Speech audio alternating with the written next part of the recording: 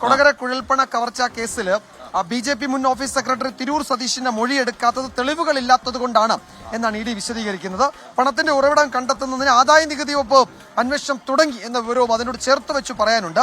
പണത്തിന്റെ ഉറവിടവും രേഖകളും ഹാജരാക്കിയതിനാൽ വ്യവസായിയായ ധർമ്മരാജന് തുക തിരികെ ലഭിക്കും എന്നാണ് തിരുവനന്തപുരം ബ്യൂറോ റിപ്പോർട്ട് ചെയ്യുന്നത്.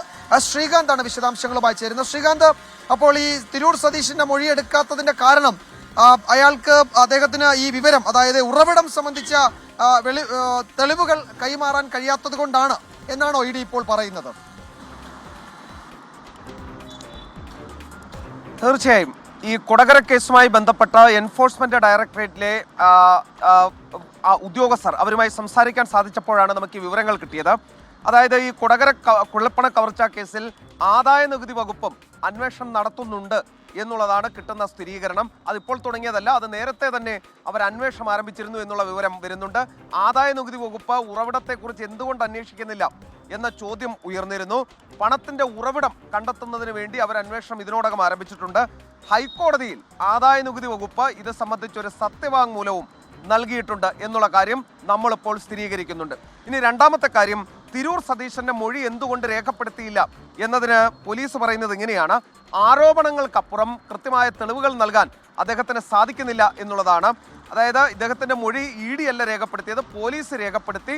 പോലീസ് ഒരു കത്ത് ആ മൊഴികളുടെ വിശദാംശങ്ങൾ സഹിതം EDക്ക് നൽകിയിരുന്നു. അതിനുശേഷം പോലീസ് ആവശ്യപ്പെട്ടു, ഈ കേസ് നിങ്ങൾ അന്വേഷിക്കണം, ഞങ്ങൾക്കിതിൽ അന്വേഷിക്കാൻ കഴിയില്ല എന്ന്. പോലീസിന്റെ ആ കേസ് വിശദമായി പഠിച്ചതിൽ നിന്നും ഒരു തെളിവും ഹാജരാക്കാൻ തിരൂർ സതീഷിന് സാധിച്ചില്ല എന്ന് തങ്ങൾക്ക് മനസ്സിലായി. അതിനാലാണ് തിരൂർ സതീഷിന്റെ മൊഴി എടുക്കാത്തത് എന്നാണ് ED വ്യക്തമാക്കുന്നത്. ഇപ്പോൾ അവരതിൻ്റെ കൃത്യമായ വിവരങ്ങൾ നൽകുന്നത് ഇങ്ങനെയാണ്: ആദ്യം BJP നേതാക്കൾക്ക് അനുകൂലമായാണ് ഈ തിരൂർ സതീശൻ മൊഴി നൽകിയത്. രണ്ടാമത് മൊഴി നൽകിയപ്പോൾ ചാക്കുകെട്ടെത്തിയ കാര്യം പറയുന്നു. തെരഞ്ഞെടുപ്പ് സാമഗ്രികൾ എന്ന പേരിൽ ചാക്കുകെട്ടെത്തി എന്നാണ് ഈ രണ്ടാമതും പോലീസിനോട് തിരൂർ സതീഷ് നൽകിയ മൊഴി. ചാക്കുകെട്ടിൽ പണം കണ്ടതായി തിരൂർ സതീശന്റെ മൊഴിയില്ല. ചാക്കുകെട്ടെടുക്കാൻ വന്നവർക്ക് 10,000-വും 20,000-വും നൽകിയെന്ന് മാത്രമാണ് മൊഴി എന്നും അവർ ചൂണ്ടിക്കാണിക്കുന്നുണ്ട്.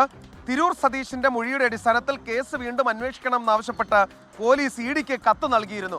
ആ കത്തിലാണ് ഇത്രയും വിവരങ്ങൾ ഉണ്ടായിരുന്നത്. അതിനാൽ മൊഴി എന്തായാലും എടുക്കില്ല തിരൂർ സതീഷിന്റെ.